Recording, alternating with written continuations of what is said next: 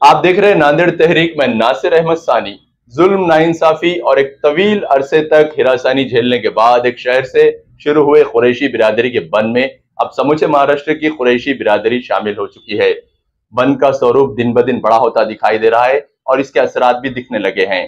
लगभग 2 हफ्तों से महाराष्ट्र भर की कुरैश बिरादरी एकता के साथ बंद मना रही है, जिसके नतीजे में जिले के मुख्तलिफ जिलों में भरने वाले जानवरों के बाजारों में सन्नाटा पसरा हुआ है और किसानों को मन मुताबिक खरीदार नहीं मिल पा रहे।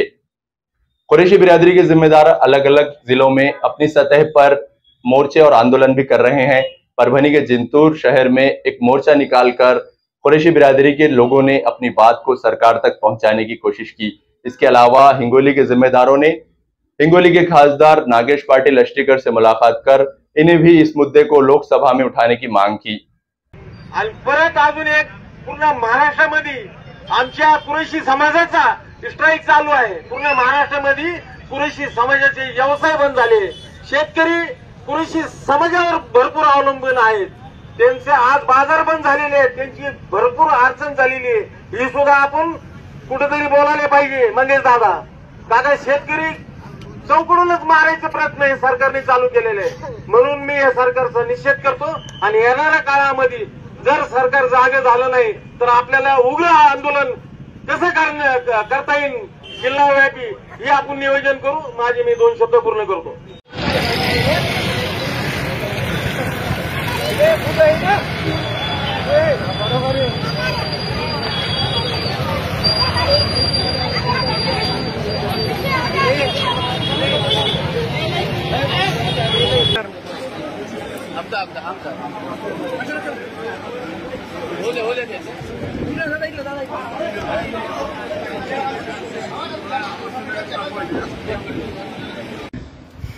आणि त्याचे खरेदी विक्री करणारा कुरैशी समाज ह्याच्यामध्ये 3ऱ्या नंबरवर आहे व्यवहारामध्ये।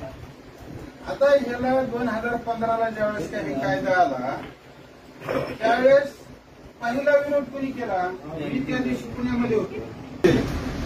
ही प्रतिक्रिया दिल्याच्या नंतर रघुनाथदादांनी पुन्हा त्याच दिवशी प्रतिक्रिया दिली। आम्ही हे पहिल्या दिवशीपासून शेतकरी संघटना ही गोवंश हत्याबंदी कायद्याच्या विरोधात आहे। त्याच्यानंतर 2016ला 2 ऑक्टोबरला आपण अमरावतीला विभागीय कार्यालयावर प्रचंड मोठा मोर्चा काढला। 30-40 हजार महाराष्ट्र शासनाच्या चुकीच्या धोरणामुळे आमच्या सर्व कुरैशी समाजाने पूर्ण महाराष्ट्रामध्ये बंद पाळलेला आहे। या बंदमध्ये लोकांचा असा गैरसमज आहे की हा बंद किंवा यामध्ये इन्व्हॉल्व असणारे फक्त मुस्लिम समाज आणि कुरैशी समाज आहे। वास्तविक पाहता कुरैशी समाजाने जर शेतकऱ्यांकडनं भाकड जनावर नाही घेतली तर या देशामध्ये भाकड जनावरांचा प्रश्न खूप मोठ्या प्रमाणात आहे। दुसरी गोष्ट, या धंद्यामध्ये असणारे जे मोठमोठे स्लॉटर्सवाले आहेत ते मुस्लिम नाही आहेत, ते इतर धर्मीय आहेत आणि त्यांनी नाव मुस्लिम धर्मियांचं दिलेलं आहे। त्यांनी करोडो रुपये या धंद्यामध्ये कमावा लागलेत।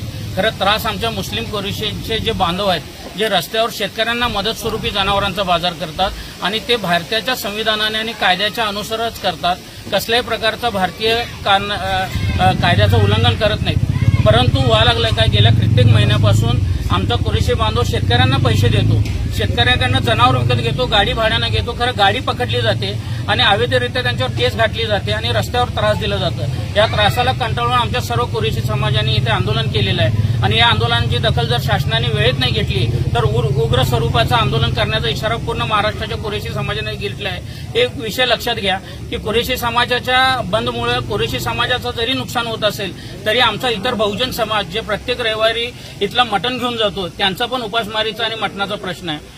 कुरैशी समाजाच्या आंदोलनामुळे फक्त मुस्लिम समाज किंवा मुस्लिम समाजाच्या दृष्टिकोनातून बघू नका, हे लोकांचे आणि इंटरनॅशनली भूकमरीचं जे उपचार आहे त्यामध्ये कुरैशी समाज काम करतोय आणि या कुरैशी समाजाच्या मागणीची दखल शासनाने नाही घेतली तर सर्व मिरजकर नागरिक यांच्याबरोबर सामील होऊन उग्र स्वरूपाचं आंदोलन करतील आणि येणाऱ्या कायदा व सुव्यवस्थेचा प्रश्न जर निर्माण झाला त्याला सर्वस्वी जबाबदार हे महाराष्ट्र शासन असेल। मी आमच्या सर्व मित्रांकडनं आणि कुरैशी समाजाकडनं आपल्याला विनंती करतो की लवकरात लवकर यांची मागणी मान्य करा आणि यांच्यावर तोडगा काढा, नाहीतर हा प्रश्न अधिकच बिकट होत जाणार आहे। वास्तविक पाहता आज आंदोलनाचा 6वा दिवस आहे। तुम्ही हे लक्षात घ्या की 6 दिवसापासून आमचं जे उद्योगधंदा ते ठप्प आहेत परंतु याचा इफेक्ट इंटरनॅशनली होत आहे आणि शेतकऱ्यांच्या भाकड जनावरांचा प्रश्न हा खूप बिकट होत आहे. तर महाराष्ट्र शासनाने लवकरात लवकर याची दखल घेऊन यांच्या मागण्या मान्य कराव्यात, ही मी सर्व प्रशासनाला आवाहन करतो.